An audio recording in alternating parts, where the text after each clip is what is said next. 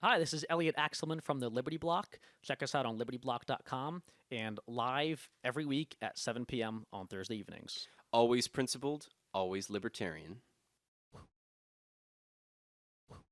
Welcome to the Liberty Block Live. I'm Elliot Axelman. Remember to find us on libertyblock.com, facebook.com/the Liberty Block, and the Patreon link will post below so that you can donate. All donations will go to our great sound AV engineer, Michael Sinello, so we can keep the production quality fantastic. We have with us a great guest today, Shaletta Jarvis, in the Axel studio, Libertarian candidate for governor of New Hampshire in the primary, which will be next Tuesday on September 11th. You also have a great co-host, the lovely Kate Bellani, here with us. Hi there. Filling in for Ryan today. So, Shaletta Jarvis, thank you very much for joining us. Thank you for having me. So, could you just tell us a little about your background and about your history? I understand you've had a lot of jobs. No, actually not a lot of jobs, but I've worked in a couple different industries. I've worked in the environmental field, educational field, the healthcare, mostly insurance field, and in the financial field. What did you do as an environmental person? What did you do in the environmental field? I actually worked for the Massachusetts Audubon Society. I used to train their naturalists who educated children during the summer. Excellent, excellent. And how long would you say you've been a libertarian, a small L, ideologically, and then when did you join the Libertarian Party? I've actually been a libertarian my whole life. I had two wonderful parents who taught me that we all have to take responsibility for ourselves, and that everything that you do, every choice that you make has a consequence that comes with it. Sometimes the consequence is a good one, and sometimes it's not a good one. So we have to be ready to accept those consequences, and we should think them out before we make our choices. I actually joined the party. I don't remember when I joined the National Party. It was a while ago. The New Hampshire Party. The New Hampshire Party, I officially joined in 2015 or 2016. I think 2015. And the National Party, I joined a while before that and then rejoined in 2016. And how long have you been in New Hampshire for? I've been here since I was 6 years old. Excellent. So, wow, so you're all that I remember. actually a New Hampshireite. I am a New Hampshireite. All right. So what is the best thing about New Hampshire, and how can we keep it good? You know, I really think it's the people here.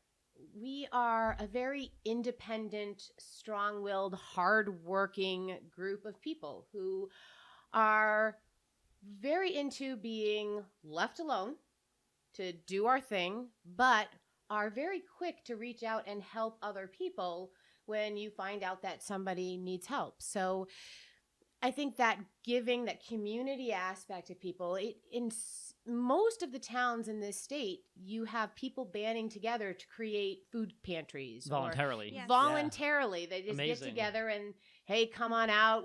We have, in my town, someone purchased one of those prefab sheds that you can get at Home Depot or Lowe's or any of those places. And they put it out on the edge of the church parking lot. And people just go in, and that's where we store the food for the food pantry. And they also put in clothing donations, things like that. So people can help Wow. others without government forcing them to, is what you're saying? Absolutely. Oh, wow. I know it's crazy. Shocking it's news. unheard of. But, you know, I grew up here, and we would go down the street to our neighbor's house and help them pick fruit from their trees. They had big farms, but they were getting older. So, and in return, they would let us take home a bushel of peaches and a bushel of apples, and we would turn them into pies and cakes and whatever. Yummy. Wow. And so, I mean, The sense of you community just help is each strong. other. Yeah. Yeah. Now, on the flip side, what would you say is the biggest challenge, the worst thing, the biggest issue facing New Hampshire right now? I think that the worst thing facing New Hampshire right now is that I'm not sure how this is happening, and don't want to blame anyone for it happening, so I'm going to keep my personal thought on why it's happening, is that more and more people think that in order to survive, we are going to need to raise taxes, and we are going to need. Well, it's for the children, you see. It is. I'm passionate about this. You see, it is definitely for the children. No, they seem to. I've had many people ask me, "Wouldn't you rather see an income tax happen in New Hampshire?" No, I wouldn't, because that just gives one more avenue for the government to take your money. And the second we open up that avenue, don't think that the other avenues will close. Mm-hmm. They're not going to shrink. Like, for some reason, people think that if we institute a sales tax or we institute an income tax, that we Property will taxes then will go down. lower our property tax as a Mhm. result. But It's that's not going to happen. That's not how it works. Taxes It only go in one never direction. Works that way. Taxes only go up. They only go up.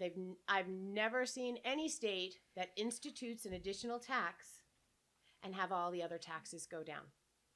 So going off of the government programs and the taxes and spending, I'm assuming you're pretty familiar with the whole House Bill 628, the FMLI program, the whole issue FMLA last program? year, Yes. FMLI, the Family Oh, yeah. Medical Leave Insurance, and that actually passed the House 3 times, and then it failed in the Senate by a margin of just 4, I believe.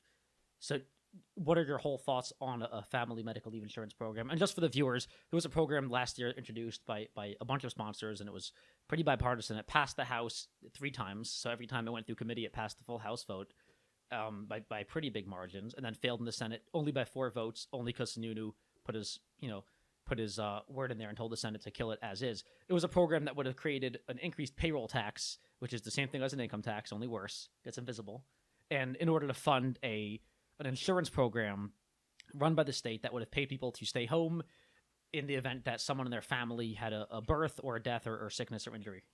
What are your overall thoughts on a program like that?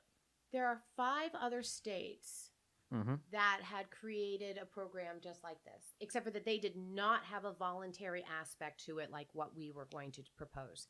Not a single one of them are solvent in the program yet. And those were mandatory pay-in programs. Oh, wow. So if every single person is forced to pay into this program and it still can't pay for itself, how is a voluntary program going to do Where it? people can opt out of the increased tax for the program. So if you were able to opt out of it, that means that if you are financially stable to the point where even if one of you didn't have a job, the other one could easily pay all the bills, you wouldn't have a problem.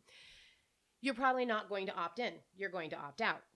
The only people who are going to opt in and stay in are the people who are, 1, expecting a problem, or 2, are low enough income that they are afraid of what could happen if they lost time or money in their job.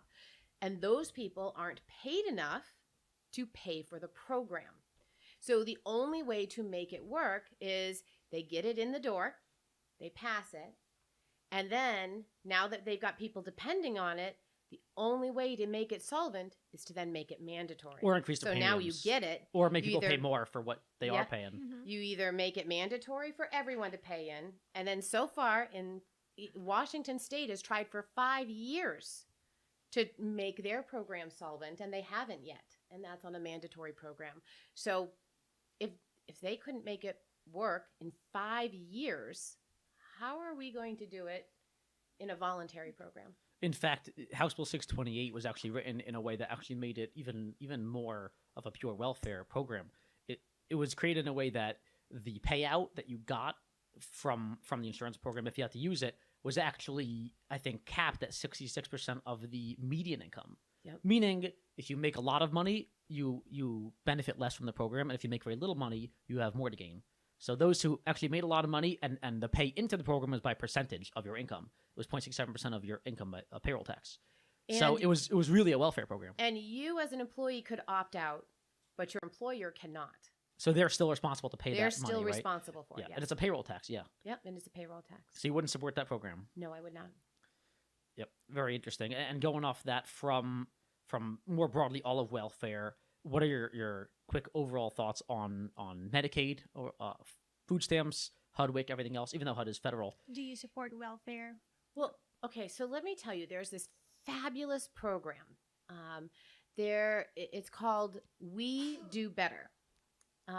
It's a group of people that have organized a program. Several different states are now using it.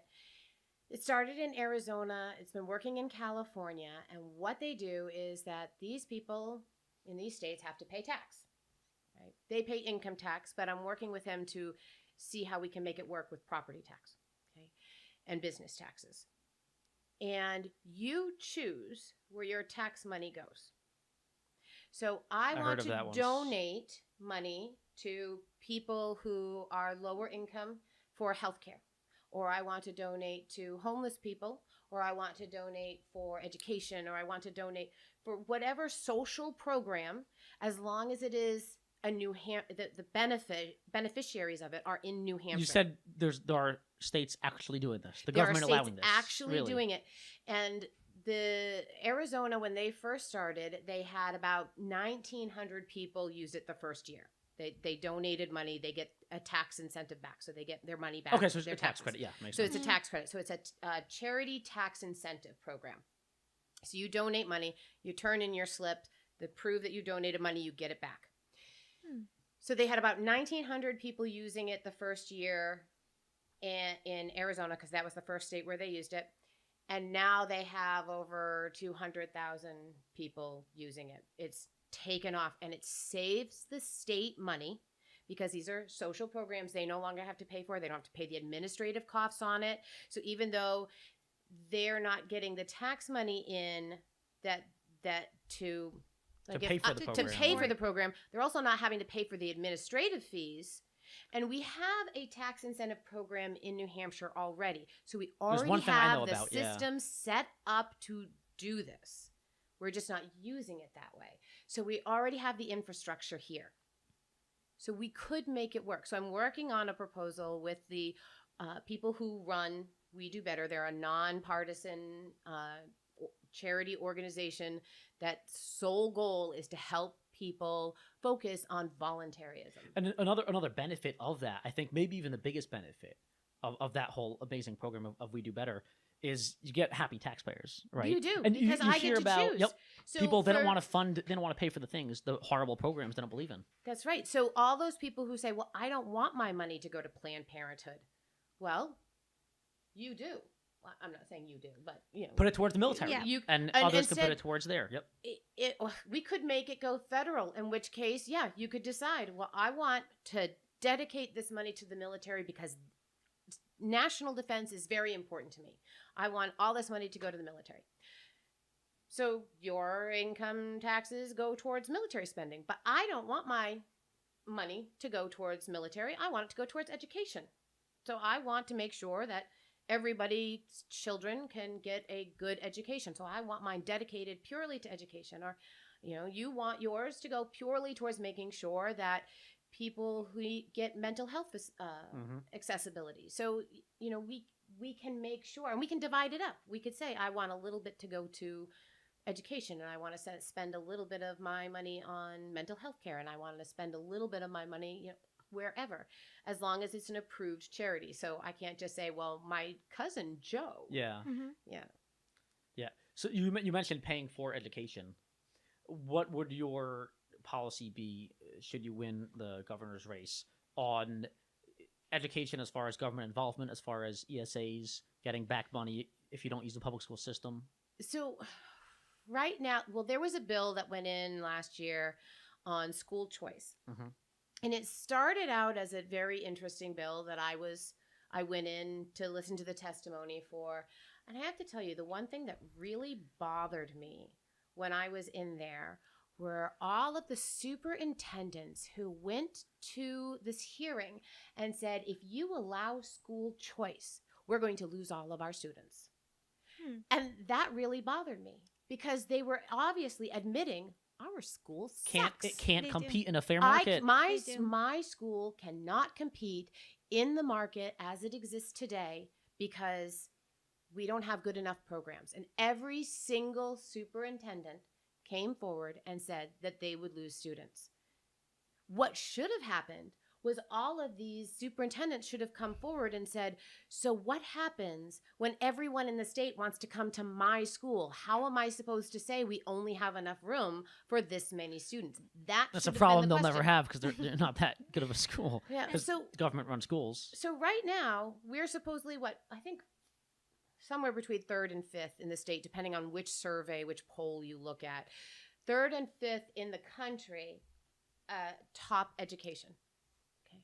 However, if you look at what our reading comprehension is and what our math comprehension is, reading comprehension is somewhere around 47% for graduating from high school, and Wow. 37% math comprehension. And that's up at the top. There is no. I was going to say in New York, it was I think 10 or 20% after Yeah, high it's a school bit could read, lower, yes. actually. Yeah. it's Wow, that's pretty dismal. staggering numbers. Yes. Now, I'm an adult teacher. I've, in the year 2000, I got my certificate in teaching adults to in the business world. And when you go through the American Society of Training and Development, they tell you you cannot write a single training program over the 8th grade reading level. Oh my God. yeah. Because no one that you teach will be able to understand you except for a very small percentage. And this was college, that- correct? that is so This- sad. No, this is after college. This is adults. These are people who have graduated. So, and this was at a healthcare company. So most of the people who worked there had to have a bachelor's degree to get in the door. So you're saying and I having a still bachelor degree doesn't couldn't- mean that someone can speak English properly? They obviously you getting a college degree does not mean that you can speak or you can read at or understand what you're Mhm. reading at above an 8th grade Oh, reading I level. have some horror stories for you. As far I as actually have a good one adults. on this. Yeah. Medicine prescription bottles, you know how they have the instructions on the bottle now? Oh yeah. Yes. They're tailored to a 2nd grade reading level Of course. because that's what the general populace reads at. That Of is so course. sad. Yeah. So many adults I've met who after grad school or Well, if in you've grad read school still Facebook, can't read. that's how they mostly write. So, at least anybody who wants to yell Yeah. at you. And Ms. Gelada, just correct me if I'm wrong. I think New Hampshire doesn't have vouchers for. No, we No vouchers, don't no have ESAs. vouchers. Mhm. But here's the thing: we don't have to have vouchers. All we really need is a true list of how many students you have in your school, Okay. and since we should be paying based on how many students you have, that should be how much money you're ending up getting. What, Now, the this property is tax or different. School I was districts? going to say for school districts. Okay. Now, the problem is that right now, a school district can send, and this is how it works because I had 2 stepchildren who are now adults. But if anybody, I won't say my school district. My children went to public school. I'm And sorry to hear that. they were sent home one day, very close to the March elections, and they were told by every single one of their teachers, Don't this say is in it. high school, to tell their parents that if they did not vote for the increase in the budget, that they were going to lose all their extracurricular activities and none of them would be able to go to college.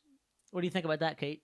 I think that's really messed up and They came home in brainwashing. tears, petrified they wouldn't make it into college. Well, Because it you also need it. defies all of the statistics on the matter that when you reduce funding for a public school, the educational outcomes are unchanged. There's been studies since 1966 on this, and they've all concluded the Government same schooling thing. it really is And- so pathetic. Well, if So you incompetent, look but- at the school ratings for New Hampshire alone, and then you look at the property taxes that are paying the per student rate in each school district, the highest per student rate is a school in Wolfboro. They are getting about $40,000 per student. So the tuition, the spending is That is 40,000 a insane. year per student. And then the one of the least expensive student ratios there is in Nashua. Guess which one made it on to the very top of the list of best schools in New Hampshire? I'm assuming Nashua. The one in Nashua that gets $12,000 per student, which is less than the state average. The one in Wolfboro, and again, I'm not naming specific schools. These are all public knowledge. You can look them up. The one in Wolfboro didn't even get an honorable mention. So money does not equal educational At least success. when government spends it, yeah. It just doesn't. So in your ideal world, as governor, or if you were dictator or queen of New Hampshire, in your ideal role, what would government? Got to wave my magic Yeah, wand what would and government make play in things education? change? First of all, I think that it should be a facilitator, not a dictator. I think that government should facilitate the conversation between parents, communities, and schools. That what I'd like to have happen is have a commission of all of those types of people that need to be involved. Homeschool parents, because they're normally left out of the mix. That is. Charter school, public school. For now, leave private school out. Let's start with the basics. Okay. So you've been lawyers and dictator for a accountants. minute now, and public schools still exist.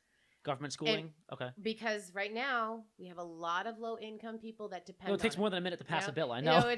so we have to start slow here. So we bring these people into the mix and say, okay, how much does it really cost to educate a child? Okay. And we have to take into account what is really needed to educate a child. For example, in this country, there are 4 states where when you graduate from high school, a public high school in the state, you are qualified with just your general diploma, not your college preparatory or your honors school courses. Your general diploma.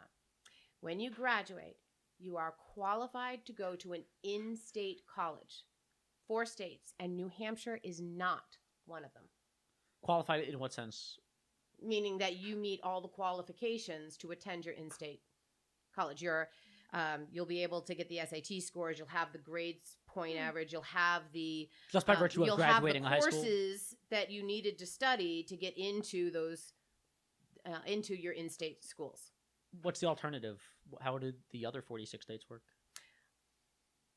The other 46 states, You most finish of them, high school, you finish high school. and you can't go to college for what reason? You have to take what are called there are special courses that now the colleges are offering to help bring you up to college level, and they're Some called kind of remedial course yeah, of they're some the sort. remedial courses. So in math and science and languages and English comprehension, those are the 4 that they need, that they're finding that their students are not prepared in. They cannot pass your basic knowledge skill to get into the college. So they now are putting out these remedial courses that when you go in, you have to take these courses first in order to take the other courses.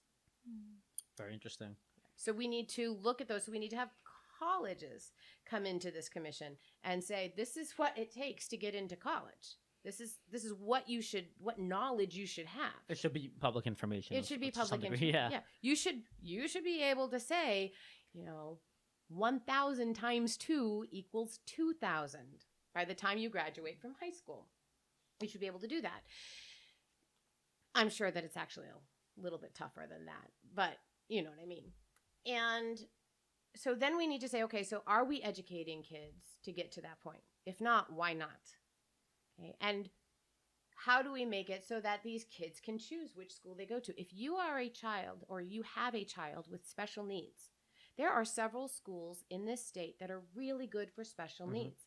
Well, what if you're in a district that isn't? Shouldn't you be allowed to take your child out of this district without having to move and just drive him or her to that district that is better in it? And right now, how difficult is it to get your child to a different school district? You have to move. Oh, Really? wow. Really? You There's have no to other way. You have It to move. also, I think, one of the recent big issues is bullying for kids. Bullying is So- another issue. If you are And there was a heartbreaking story of a child on WMUR going to the school board, I think in the Timberlane School District. And sorry, I know I just mentioned a school name, but it was in the news. Talking to the school board about her bullying experience. And I have gone out and spoken to many families throughout the state, and this is not an unusual story. And how the schools have been dealing with it hasn't always been good. But maybe if you took your child to a different district, they could get that fresh start. Maybe a school where they are willing to work with the parents. This competition, Just creating between competition will be schools incredible. would change the way education is run, would change how bullying is handled. It would change how special needs is handled. It would change how all aspects of the school is handled. Now, if I was a dictator and I got to choose how we deal with this, I would do probably the most unlibertarian thing possible. I would bring the basic funding for education to the state level. And I'll explain in a minute. But your basic, this is what you need to educate a child. That's pretty unlibertarian. It is very unlibertarian. It is the only unlibertarian really ideal I have, but I have gone through and I've talked to so many people and I've looked at everything. And by doing that, we make it a per student. So it doesn't matter where you are in the state. You can go to any school district that But you no want more to go unhappy to. parents about living in a poorer school district. And with then less no funding. more unhappy parents about living in a poorer district versus, Wolfboro versus Berlin. Sorry, I just Berlin. Yeah. Don't so dare say Berlin. I know. I don't know. I've been correcting people all week on that. So there wouldn't be this disparity anymore. And then if a school then said, well, you know what? We want to upgrade our football field. Instead of drawing from that pool, they would then be allowed to go to the community and say, all right, so on your taxes this year, we would like to, this is what it would take. This is how long it will take. Would you vote to give us the money to do this upgrade? And then it's up to the voters if they want to. But it's for that temporary, and they have a cap. You can't go over, 2% of what you get from the state. You can't ask for more than that because it's not fair to the voters. That actually makes sense. I came from I New know York. it's a very unlibertarian thing, It is, but in but- the end, it really is fair. Well, it makes sense that I'm not paying millions for some other Yeah. school district. I played on a football field. It was just redone a few years before I think I joined the varsity team. The field and the track around it, and the little pole vaulting thing and the little sand to jump into, the whole track. That little field was $3.3 million, I believe. Yeah, well, I believe it was in $3 million. My school district, they had a wonderful donor come in about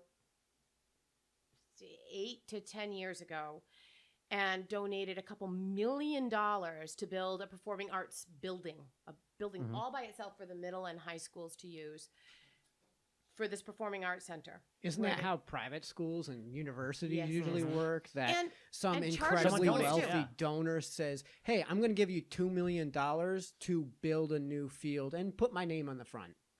Exactly. So if you, as a public school administrator, want to see something like that, you can ask for up to 2% of what you're given from the voters for a period of time.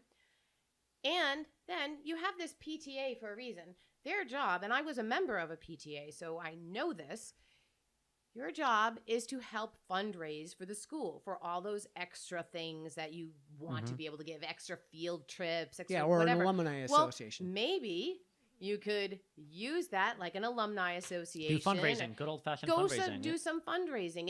If parents in the community say, you know what, I have extra that I can donate, I will donate to that. But all those people who are not parents or are parents who can't afford it shouldn't be forced to give more money just because the school wants something. And they shouldn't be able to go home and tell your parents, if you don't vote for this. That's disgusting. Yeah, It is that's disgusting. deplorable. And it happens every single year. And it happens all around the state. And there are now several towns who are ready to sue the state again. The last time this happened with a Claremont decision in 1997. It was the year I graduated from college. I'm old, yes. And it was deemed that how we're doing it now is unconstitutional, and they were told to change it. Guess what? How we're funding school today is the same way we did when I was in high school. Like I said, haven't there's no changed anything. accountability. You can't force the government to regulate itself. So They're not going to Supreme Court said, New Hampshire, fix it. We have not fixed it. we've donated money from richer towns to poorer towns, which is why we now have your local education tax plus your state education tax on your property taxes. I would propose just one, except for when the school has come and said, we're asking for this exact amount for this exact purpose, so you know exactly what that money is going to. And ultimately, on a state level, would your goal be eventually to get the government eventually out of the education system and let people voluntarily do it? We would be able to say, okay, so now people want to do more homeschooling. We want to do more, okay, well, let's let people just keep their money who are doing that. Why take it in if they're not even in the school system? Give that money back. Why do we need to keep charging people? And more people want to homeschool, especially with all the gun violence that they see about people. I mean, though we've had none here, that doesn't mean people aren't choosing or bullying. They're choosing. And just the sheer incompetence of the education. Just back from New York especially, I saw some of the statistics. We did some shows in the radio station about the statistics for college readiness rates of those who finished high school or graduated high school in New York. Ridiculously low. Down under 50%, 20% for some ethnicities. Yeah, so can't even read. We've found statistically that colleges are actually seeking out homeschool students because of the statistical anomaly of homeschool students do better. Their SAT scores are higher. And yet we're saying that there was a bill that they tried to pass last year to start doing more mandatory testing of homeschool students and if they fall below a certain rate, they must go in. But the rate, the percentage score that they had to get for homeschool students is actually higher than what a public school student gets. Remember that 37% and 49% in comprehension? Mm-hmm. Those are below what a homeschool student would have to see in order to stay homeschooled. But we're allowing our public schools to perform abysmally lower. Well, we got to be realistic with the expectations with schools run by government, after all. So you mentioned the safety in schools, and personally, I looked it up. I can't find a single incident of a school shooting in New Hampshire history, but there have been some high-profile shootings in schools around the country. Yep. What, if anything, has to be done, at least in New Hampshire, to improve or to change school safety? Well, I think, first of all, this idea of making gun-free zones is a terrible idea. It's putting a big target on a school and saying, please come here. They're not protected. Unprotected zones. It sounds like open season. It is. It's an open season situation. If you have a beef against anybody, come on down. We got a whole bunch of innocent people who will make headlines for you. And I mean, there was one case where those 3 boys went and shot up their schoolmates just so that they could get in the news. So wow, you don't want to advertise this is a gun-free zone. And any public office cannot be a gun-free zone. It cannot be. It's unconstitutional. Now, I'm not saying that we need to make it mandatory that teachers carry guns. That's also unconstitutional. A New Hampshire Constitution specifically states that no person may be forced to carry a weapon. Yeah. You cannot. You shouldn't force anyone to do anything. Well, you shouldn't force anyone to do anything, but it is specifically spelled out. Though, you cannot force though in some of anybody. the founding documents, I forget which one it was, Laser would know. In one of the founding documents it said, or at least one of the founders was quoted as saying, every able-bodied man has a responsibility, a duty to always have a weapon and know how to use it. But it's not in the Constitution. Yeah. No, it was just a quote by one of the founders who wrote it. Yeah. So if a teacher wants to carry, for the peace of mind of parents, we should have one of the drawers at that teacher's desk be a metal lock Or they can drawer. have a holster. Yeah.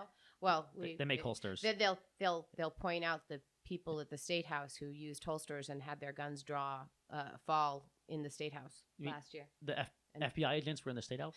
No, not that one. Hopefully, no teachers are doing backflips and dance moves in the middle of class. But holster means it stays in there. If it fell out, it was a basket. Holsters mean it stays in there. Yeah, there's been a couple incidences in the State House here in New Hampshire. Yeah, I didn't know about that. And by the way, speaking about public schools, about the government schools doing disgusting, horrible, unethical things as far as convincing people or telling people how to vote.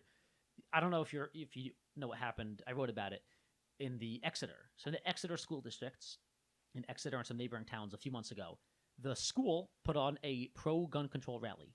I think actually prior they participated in the walkout, the March for Life or something. Okay. I think they participated in that. And, when the marches were happening a few months ago, I think the Concord principal admitted that he facilitated the students walking out for gun control, which is pretty political for a government school. But anyway, a few months later, the Exeter High School invited some other students from other high schools, and they had some middle schools in the area as well. They had a few students, and they held a panel of maybe 4 or 5 students and a few teachers.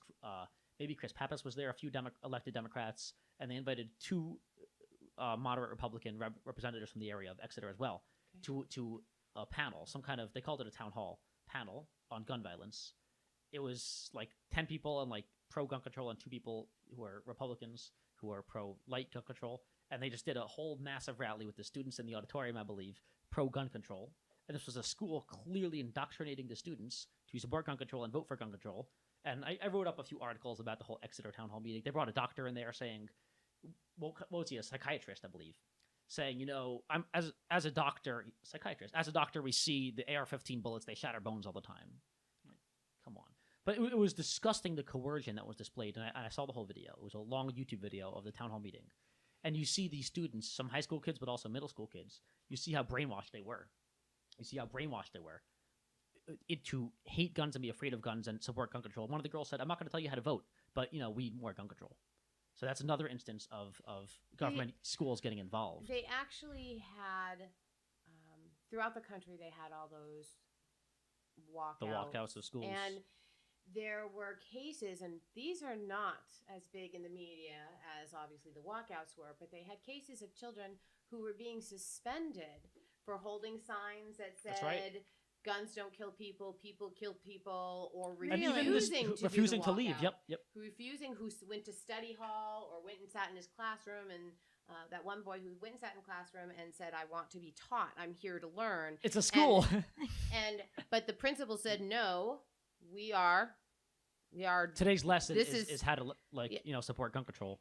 So these were not, everybody says these were children making a stand. No, these were children who were told, if you don't do what you are told, you make sure that your parents know that you were misbehaving, because you will be going home suspended, and that will go on your permanent record.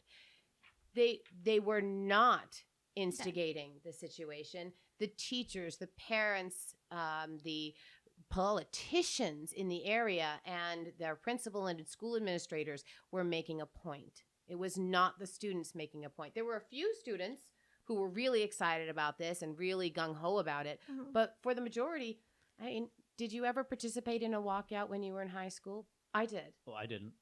I did. I New York's laws can't get any I tougher. actually went to Philippines for my high school, and so No No. walkouts there? no walkouts. But Okay, so I graduated from Merrimack Valley High School in Pennacook, New Hampshire. I walked out.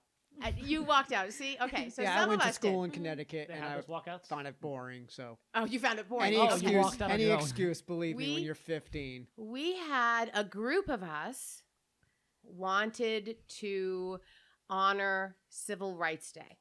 We did Mm. not have the day off back then. It was not a school-wide holiday. It was a state holiday, but New Hampshire really didn't celebrate it. And we wanted Civil Rights Day to be celebrated. So we went out. There was about maybe 10 of us who really organized this. And we were told, if you go out and you do this, you will be suspended. And we were like, worth it. So we went out, we stood right in front of the school, and we read Martin Luther King Wow, Jr. that's speeches nice. to each other. But we had about half the school follow us, not because they cared, because they didn't want to be in class. Yeah. Half of them came out and said, so why are we out here again? Oh, they still listened to us do the speeches because, but a lot of them just left the school grounds. They weren't there because they were part of what we were trying to do. And we actually didn't get suspended because so many students Yeah. walked out that There you go. we were saved because of the apathy of people not wanting to care. Actually saved us. But yeah, we did it. And, it was South Park it was had important. an episode about this. Did Yeah. they? Yeah, there With was the some walkouts? big when 9/11 happened and there was the anti-war protests or whatever. Oh, that was yeah, an old the boys. episode. So yeah, there was an episode where the boys were in class and the teacher said, if you're against the war, you can go outside and protest and leave class. So the whole class went woo and left, and they had no idea what they were doing. Yeah. They were handed signs that said, things that they couldn't read that were easy. Bush is a Nazi, whatever that is, and they made their teacher look like an idiot. It was hilarious. Well, unfortunately that's what happened in a lot of these walkout cases where some of them didn't know why they were walking out. And and they took those interviews right off the air, but you can find them. Mhm. And then other students that went out because they knew that if they did, they got the rest of the day off. So on gun control more broadly, would you support a statewide registry like some people on the left want? Would you support mandating permits for carrying firearms and all that? The only change I'd like to see when it comes to purchasing guns in the state of New Hampshire right now is that we need to make sure that it isn't taking 5 years to go through, and I'm exaggerating, 5 years to go through a background check when you need to go through one. There are cases where people have told me that they went in, they put in their background information to buy their pistol, and a week went by. Now you But have that's a federal, certain, right? The next check is federal. yeah. So you have a certain time period where once you put in your application, you must purchase the weapon, or you have to put in an application all over again. So this person put in his application. It took so long that the time ran out. And it wasn't his fault. It was that they had to send it to the state police, and the state police got confused because his name was very similar to somebody else's name, Oh no. and they couldn't figure out which one was which. So they, and So he. you would address the state police? And I have them would fix these address issues? the fact that if you do not complete a background check in a timely fashion, then guess what? You end up having to pay for that background check. Very interesting. Because How I about think that that's fair, that if you don't, because right now there is actually a legal obligation. You have a certain period of time that you have to get that background check back to them. And if you don't fulfill that, then you're at fault, even though you're the police department. So, how about red flag laws? Would you support a bill if it came to your desk? Would you sign it or veto it? A red flag law bill? I was asked this question just on Wednesday, and I hate these. These open up Pandora's box so to Hitlerian many gun control. they open up every police station to lawsuits. They open up your neighbors to lawsuits, and they open up the ability for me to tell you, I don't really like the way you keep your grass cut, so I'm gonna. I think you're crazy. I'm gonna just file a little complaint that you've been acting really weird. And how many people are going to start complaining about their Muslim neighbors? I mean, we already have people who are terrified that every Muslim is a terrorist. So, or every person who is of foreign descent. By looking at you, you look like you must be a Mexican descent. Well, So all you must discrimination, be an this- illegal immigrant. So I'm going to report you. And there are people who will do it. So now you have innocent people being targeted Without due process. without due process. They're having their possessions taken, their property taken, and there are only 3 things that I hold to be the responsibility of government. 1 is to protect your life. 2 is to protect your property. And 3 is to protect your equal pursuit of happiness. Not guarantee it, but to pursue it. And if you allow the police to come in without due process and take property from any citizen, you have violated one of those 3 things.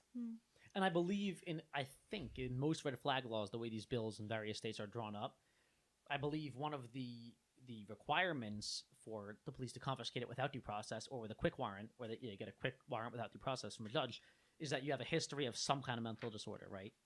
Now, the issue is, technically speaking, if you look up, the DSM, I'm sure you know this stuff quite well, technically, a mental disorder could include anxiety, OCD, depression, and ADHD, right? Mhm.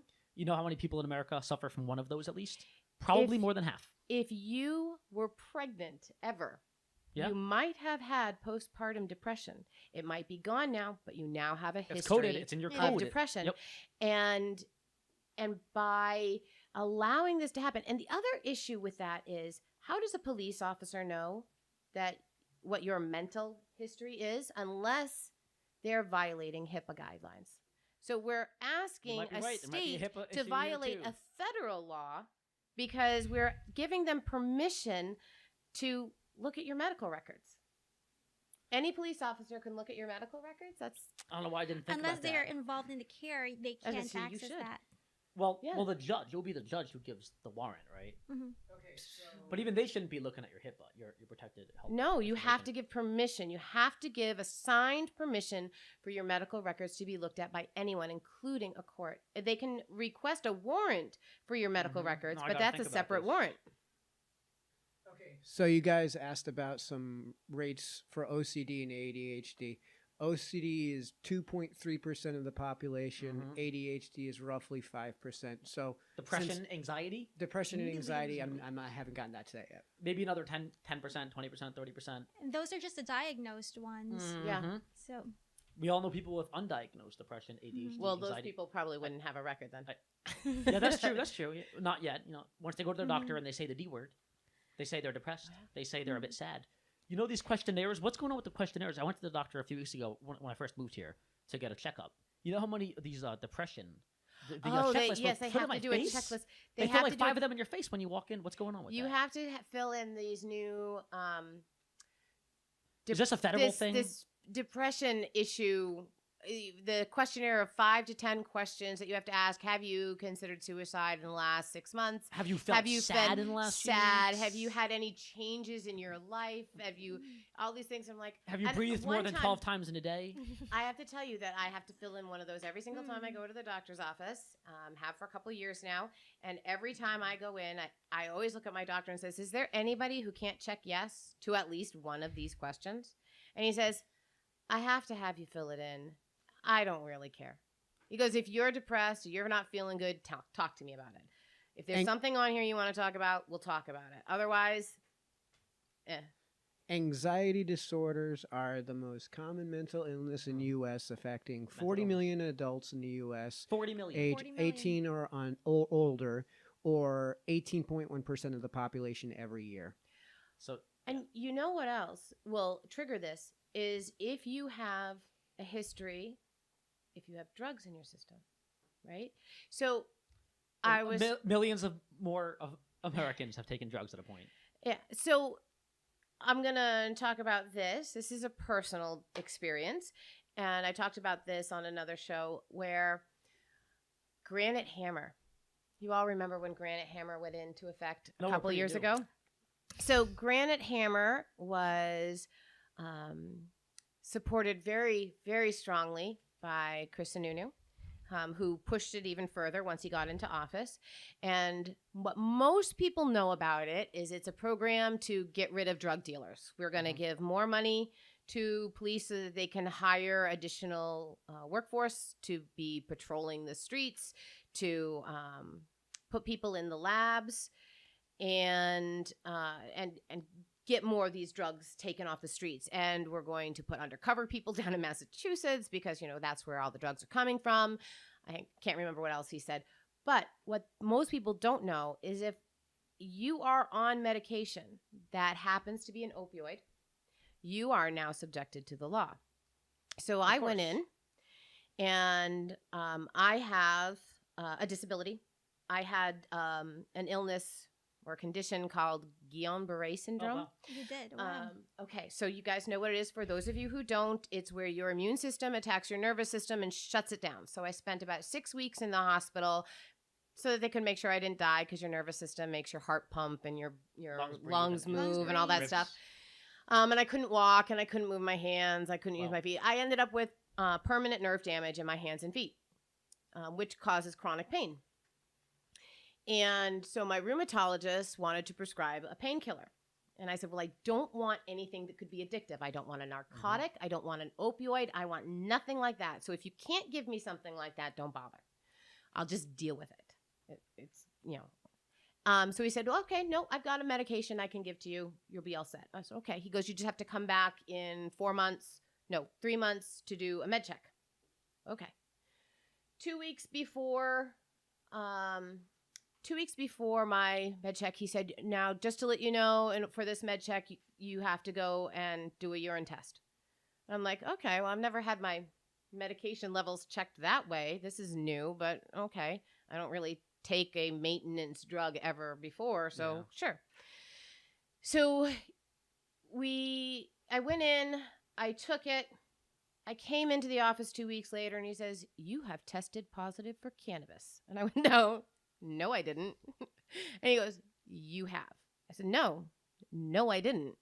He said, no, yes, you have. I have your results from your lab test. I said, well, you're looking at somebody else's lab test because I'm not doing cannabis, so it's wrong. He goes, are you saying that this is a false positive? I said, well, yes, I'm saying that Just that's like a false that, by the way, positive. you fail mixed check, the background And check he for said, firearms. well, we have a problem because you can't take this medication anymore. And I went, wait a minute. First of all, why are you testing me for drugs? And 2, why can't I continue taking this medication just because you got some weird false positive thing here? Mm-hmm. And he says, well, I can have you retake the test. We get false positives a lot. A lot. A lot. That's what he said. Didn't tell me a percentage, just a lot. And I said, he goes, but it's part of Granite Hammer. I went, Granite Hammer? That's for druggies. Why am I having to take it for a nerve condition medication? He goes, because you're taking an opiate. What? Why am I, what opiate? I'm not taking any opiates. He goes, yes, you are. That tramadol I gave you is an opiate. Technically, I think it's an opiate. And I went, you have got to be kidding me. That was I the one told he agreed was not an opioid? I said, I told you I do not want to take a narcotic. I do not want to take an opiate. I want nothing that could possibly be addictive because I don't want that in my system. I've never been addicted to anything, but I don't think I want to start in my 40s becoming addicted to something. It's just not really worth it. I have kids. And he said, oh, yeah, that's right. It's just this is the one we always prescribe. Yep. And just like that, it's on your record. 1, I received a false positive. That happens a lot with cannabis. Really? It happens a lot that people who don't take it get tested positive for it? I mean, I understand with, poppy seeds, but that's not cannabis. So I'm like, what other food do you eat that comes back testing positive for cannabis? So, okay. But I was so mad about being told that I had been given an opiate against my expressed wishes that I completely forgot about the fact that I had tested positive and didn't retake the test. So that's probably going to go against me someday because that's probably on my permanent record now. Marijuana is actually explicitly written on the NICS check, I believe, so you couldn't get a firearm if you wanted to without lying. So you have to lie on the form. And if you lie on the federal government, you go to jail. I can say I didn't take cannabis and be not lying, but I can't say that I haven't tested positive for cannabis. Yeah. So staying on the topic of opioids and all drugs, the opioid issue, of course, is a massive hot-button issue to a lot of people in New Hampshire.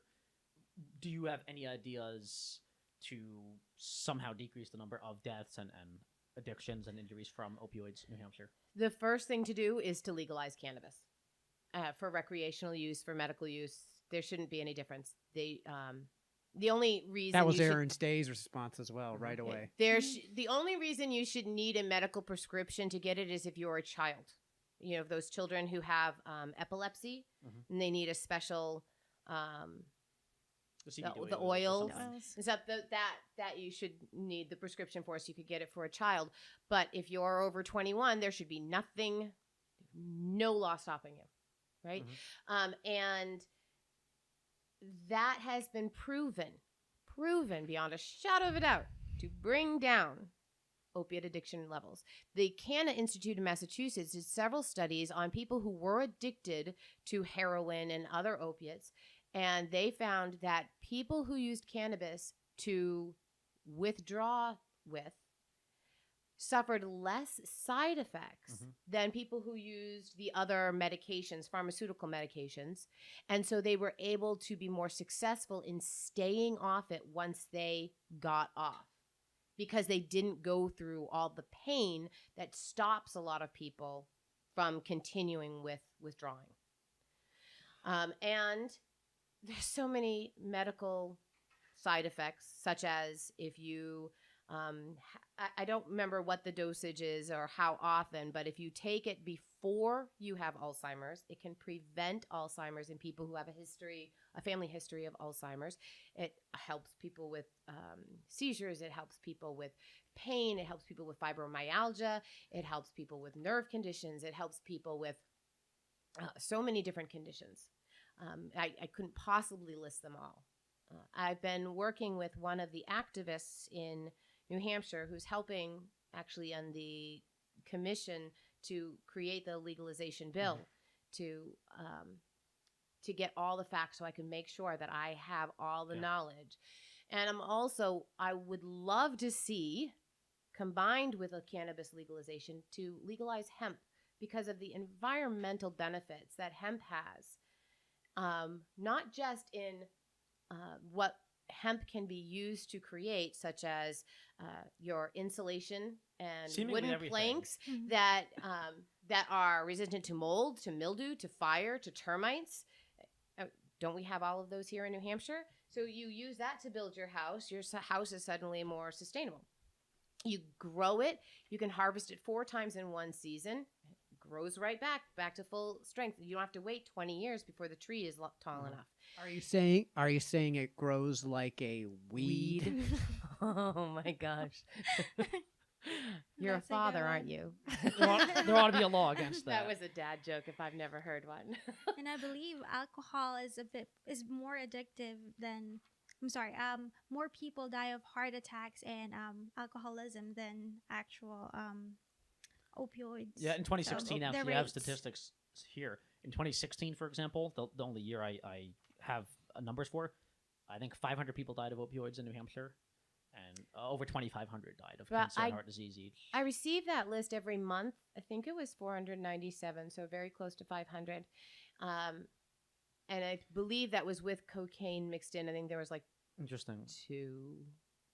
So I suppose there was the not question is, would you support legalization of some sort to try to decrease the amount of deaths and the health issues of opioids, but also of the bigger killers, 5 times bigger, of heart disease and cancer in New Hampshire? Would I 'Cause we- support with legalization legislation- of what to reduce those? Would you support legislation to try to decrease heart disease, for example? If you ban all soda and sugar and carbs, you will decrease heart disease and death from heart disease in New Hampshire, which is almost 6 times as many as opioids. Would you support I legalization support banning, unhealthy foods? No. No? No, because I can't say that I would support you making a choice whether or not you're going to smoke something and then tell you, but you can't have the choice of having sugar in your drink or having too much carbs. Or if I want you to treat me like an adult that can make my own decisions, I kind of have to treat you the same way. Mhm. And government should not be making decisions for you. Would you go so far as to say you wouldn't even ban plastic straws? I would not ban plastic straws. You should make that decision whether or not you have a plastic straw. I do right here. Yeah. And Not you legal in should, California. You should throw it away Mhm. properly. You shouldn't throw it on the ground, which is the problem they were having in that town in California. They were picking up too many straws on the ground, which is why they decided they'll just ban them because picking them up was difficult. And about food, about heart disease, I joke, but heart disease kills, I think, 6 times as many Oh, yeah. people as the opioids do in New Hampshire. And opioids, again, I see some of it. It is a massive issue, and it's horrible and heartbreaking, and people get addicted by 20, 30 years old. I've had patients who are 30 Yep. who are going to be dead within a year from the opioid issue. So much IV drug abuse, they have endocarditis and their heart failure. But there are actually legislators who want to be the mommy and daddy and hold their hand and not let us drink soda or have cheeseburgers or have sugar I've or seen carbs. that. There was a bill introduced by 4 representatives, 4 co-sponsors on a bill last year, and it failed, but there was a bill that would have made it illegal for fast food employees to offer soda with kids' meals. Yes, remember that. And there's also been legislation that they tried to pass. I don't remember when, about the size of your cup. Mhm. That if you were getting soda, you can't have cups. Bloomberg passed it in New Mhm. York City, but it was struck down by a state court. Yeah. So since we're coming to an end, we just want to ask one last question. So why should New Hampshire Libertarians vote for you in the primary next Tuesday? Well, I present a compassionate face of the Libertarian Party. Most people don't think of the Libertarian Party as compassionate. They think we hate children and the old and the sick and the They road. do think that we hate children. I love my children. Actually, I've stood up for DCYF reform to fix problems that have been hurting our children. I am an avid volunteer. I won the 20 Most Outstanding Women of New Hampshire Award Wow. this year for my community activism. So I definitely have that compassion. I am definitely community oriented. I am about the people here first. I have been in New Hampshire for a long time, so I remember what it used to be like and what it's changed into. I want to support small businesses. I want to support your right to keep more of your money in your pocket. And I want to support your right to choose where you educate your children. And I am one of the regular people. I am not a career politician. I have been middle income for my whole life. And my children go to public school, so I understand what you're all going through when you have to send your kids there as well. The fears that you go through, Suffer with all the of people. it. I suffer with you every time the gas tax is raised, every time they want to raise the tolls, all of it. So I am one of the regular, everyday people. I understand what we all have to go through. And where can people find out more about your platform, more about you? You can go to my website, which is Gilletta Jarvis, 4nh.com. And Gilletta is spelled with 2 L's and 2 T's. I was going to ask. Good. And on social media, you can find me on Twitter, Facebook, LinkedIn, and Instagram at Jarvis4Gov. Again, 4. Excellent. Thank you very much. Thank you very much for joining us on Liberty Block Thank you. Live.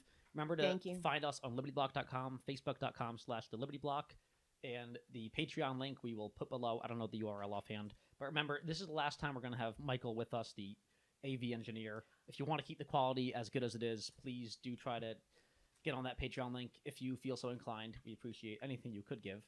And we'll post the links to her info as well on the libertyblock.com. And remember to vote in the Libertarian primary, September 11th. It's this Tuesday. It's Tuesday, 7 to 7. Excellent. Go out there, ask for a Libertarian ballot, vote in the Libertarian primary. Thank you very much, and have a good night. Every Thursday evening, 7 p.m., the Liberty Block Live right here on Facebook. Thank you very much, and have a good night. Have a good night. Hi, this is Elliot Axelman from the Liberty Block. If you like our video, hit like, share, and subscribe. Check us out on libertyblock.com. Always principled, always libertarian.